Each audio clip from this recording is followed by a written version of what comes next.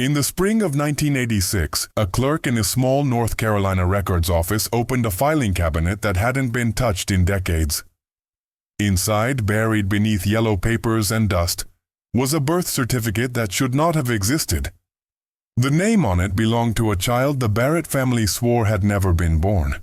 But the hospital stamp was real. The doctor's signature was real, and the blood type listed didn't match a single living member of the Barrett line.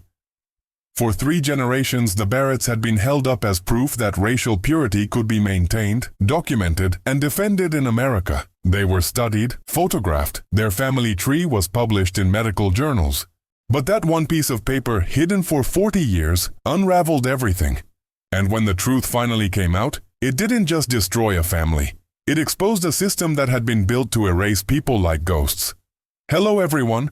Before we start, make sure to like and subscribe to the channel and leave a comment with where you're from and what time you're watching. That way, YouTube will keep showing you stories just like this one. This is the story of a bloodline that was never as pure as they claimed.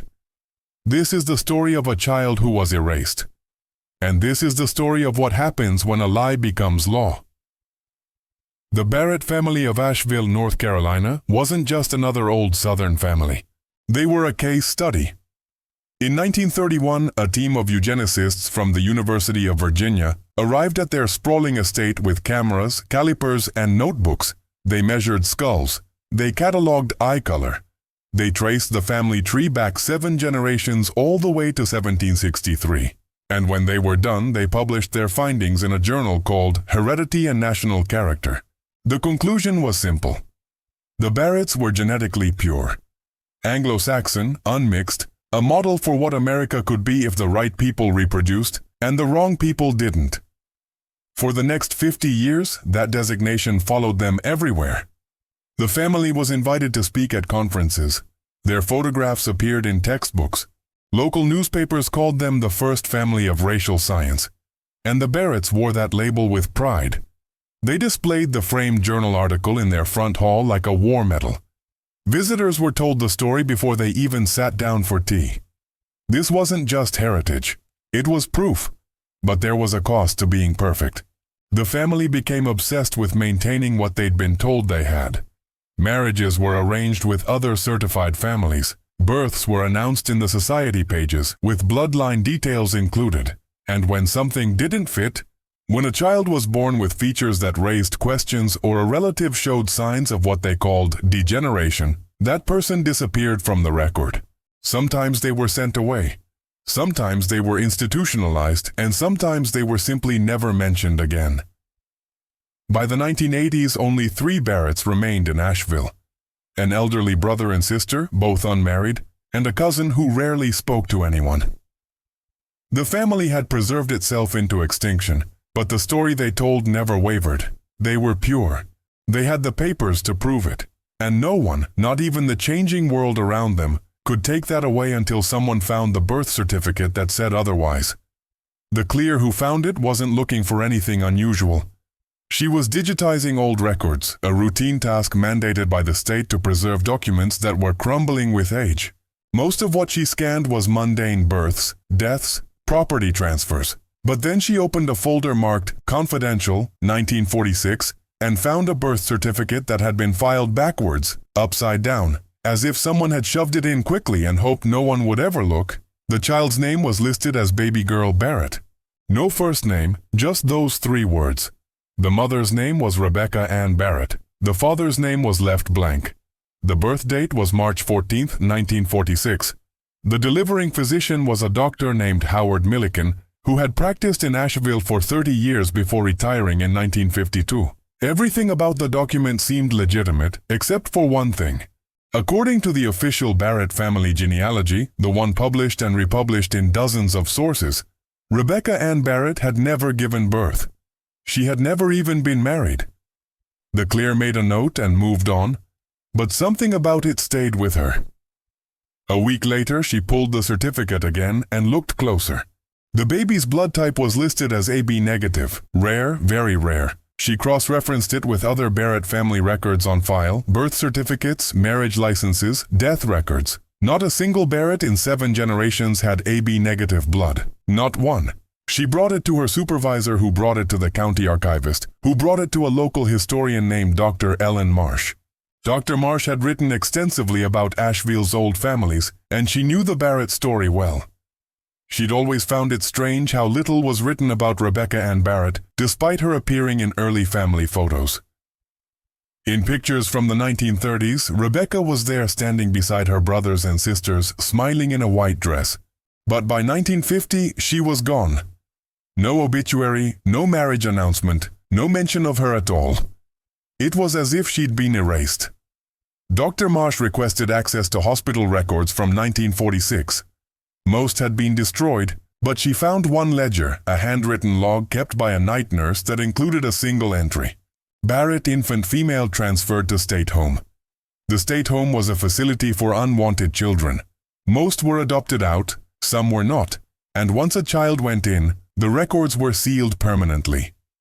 Rebecca Ann Barrett was 23 years old when she disappeared from her family's life. In photographs from 1945, she looks composed, almost regal, standing in front of the Barrett estate with her hands folded neatly in front of her. Her hair is pinned back. Her posture is perfect. She looks like someone who had been taught exactly how to stand, how to smile, how to exist in a way that reflected well on the family name.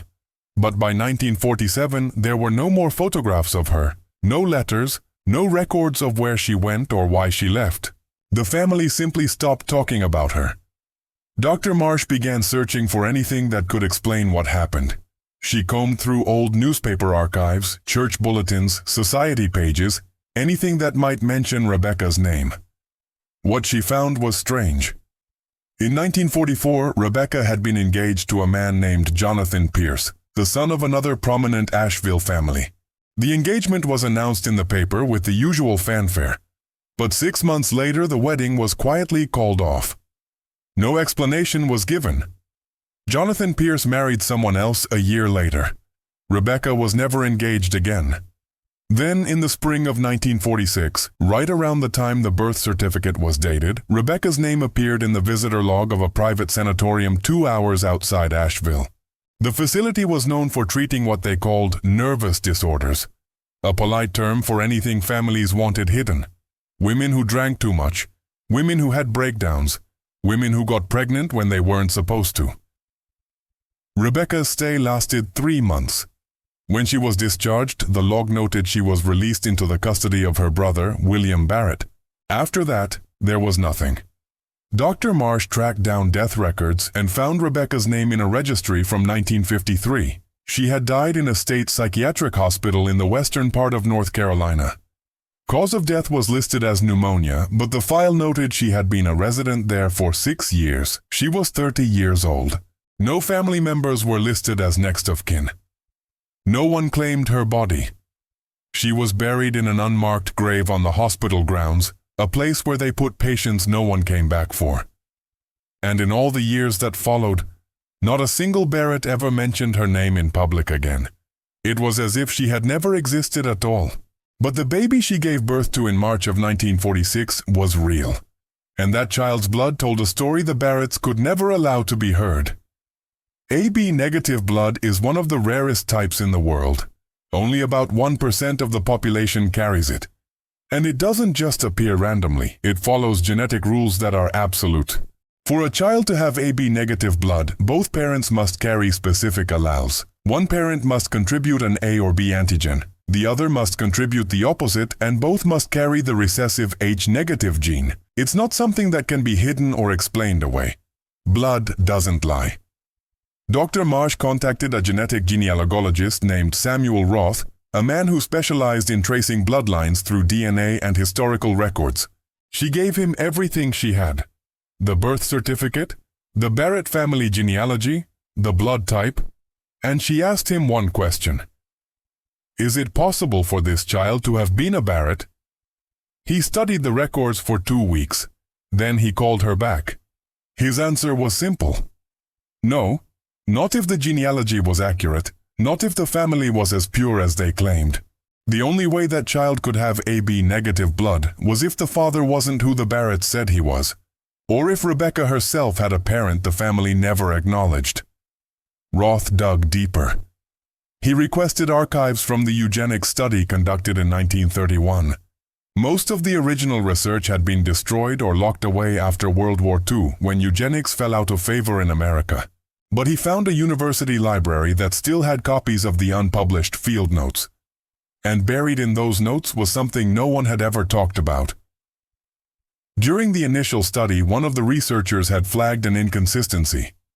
Rebecca's mother, a woman named Margaret Barrett, had a blood type that didn't quite align with the family's documented ancestry.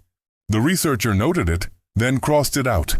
In the margin, someone had written in pencil, "Error in testing, disregard." But it wasn't an error. Margaret Barrett's maiden name was Sullivan, Irish Catholic, working class. She had married into the Barrett family in 1920, and by all appearances, she had been accepted without question. But the blood work suggested something different. Margaret's lineage likely included ancestry that wouldn't have been considered acceptable under the racial purity standards of the time. And if that was true, then Rebecca wasn't pure either. And neither was the baby she gave birth to in 1946. The entire foundation of the Barrett family's identity was a fabrication, and they had known it all along. If you're still watching, you're already braver than most. Tell us in the comments, what would you have done if this was your bloodline? The baby born in March of 1946 was never given a real name. On the birth certificate, she was simply baby girl Barrett. No first name, no identity, just a designation that marked her as something temporary, something that didn't need to be remembered. She was transferred to the state home for children 3 days after birth. Rebecca never held her, or if she did, there's no record of it. The child was admitted under a case number, not a name, and within 6 months she was gone from the system entirely. Dr. Marsh tried to trace what happened next. Adoption records from that era were sealed by law, and most facilities destroyed their files after 25 years. But she found a social worker who had worked at the state home in the 1970s, a woman named Dorothy Hayes, who still remembered the old filing system. Dorothy explained that children born to families like the Barretts, families with money and reputations to protect, were handled differently. They weren't put up for public adoption. They were placed privately, quietly, often with families far away who didn't ask questions. Sometimes the children were given new identities entirely. Birth certificates were amended, dates were changed, and the original records were buried so deep that even the children themselves would never know who they really were. Dorothy had kept a personal journal during her years at the state home. She wasn't supposed to, but she did it anyway because she couldn't stand the idea of these children disappearing without anyone remembering they existed. Dr. Marsh asked if she could look through it. Dorothy hesitated. Then she brought out a cardboard box filled with notebooks decades old, the pages yellowed and fragile. And there, in an entry from October of 1974, was a note about a woman who had come to the facility asking questions. The woman said she had been adopted in infancy. She had recently gained access to partial records that listed her place of birth as Asheville, North Carolina, and her birth year as 1946. She wanted to know if there was any way to find her biological mother. Dorothy had tried to help her. She searched what files still existed, but found nothing conclusive. The woman left her contact information just in case. Her name was listed as Margaret Delano. She was 28 years old, married, living in Georgia. She never came back. Dorothy assumed she had given up, moved on, accepted that some doors stay closed forever. But Dr. Marsh wrote down the name, and she decided to find out if Margaret Delano was still alive. Because if she was, then the story wasn't over. The erased child had grown up, and maybe, just maybe, she had children of her own. Children who carried the same blood, the same truth, the same secret the Barretts tried to bury. Dr. Marsh found her in 2 days. Margaret Delano was still alive. She was 60 years old, living in a quiet suburb outside Atlanta, widowed with 2 grown children. Dr. Marsh sent a letter. She explained who she was, what she had found, and asked if Margaret would be willing to talk. 3 weeks passed with no response. Dr. Marsh assumed the letter had been ignored or thrown away. But then, on a Thursday afternoon in late August of 1986, her phone rang. The voice on the other end was calm, measured, but there was something underneath it. Something that had been waiting a long time to be spoken. Margaret said she had always known she didn't belong to the family that raised her. She looked different. She felt different. And when she turned 18, she requested her adoption papers and found just enough information to know she had been born in Asheville to a woman whose name had been redacted. She tried to find more, but every door was locked. Every record was sealed. She eventually stopped searching because it hurt too much to keep running into walls, but she never stopped wondering. And now, after 40 years, someone was telling her the truth. Dr. Marsh told her everything about Rebecca, about the Barrett family, about the blood type that didn't match, and the eugenics study that had been built on a lie. Margaret listened without interrupting. When Dr. Marsh finished, there was a long silence. Then Margaret said something that stayed with her forever. She said, "So I was erased because I was proof they were never pure to begin with." It wasn't a question, it was a statement, a conclusion she had already reached on her own. Margaret agreed to take a DNA test. So did her 2 children. The results came back 6 weeks later and confirmed what the blood type had already suggested. Margaret was a direct descendant of Rebecca Ann Barrett, and her genetic markers showed ancestry that the Barrett family had spent generations denying Irish, possibly Italian, possibly something else they never wanted to acknowledge. The purity they had built their identity on was fiction, and the child they erased had carried the evidence in her veins the entire time. The story was published in a regional history journal in 1987. A few newspapers picked it up. Some readers were outraged. Others said it didn't matter anymore, that it was old history, that everyone involved was dead or too old to care. But Margaret's daughter, a woman named Claire, read the article and decided to do something no one expected. She contacted the remaining Barretts, the elderly brother and sister still living in Asheville, and she told them who she was. She told them she existed. She told them they couldn't erase her mother a second time. They never responded. But Claire didn't need them to because the truth was already out. It was documented. It was real. And no amount of silence could make it disappear again. The Barrett family bloodline wasn't pure. It never had been. And the child they tried to erase had grown up, had children of her own, and lived a full life they were never supposed to know about. The lie died, but the truth and the people it tried to bury survived. And somewhere in North Carolina, in a records office that smells like old paper and dust, that birth certificate still exists. A reminder that some secrets don't stay hidden forever. And some bloodlines carry more than just DNA. They carry the weight of everything that was done to keep them.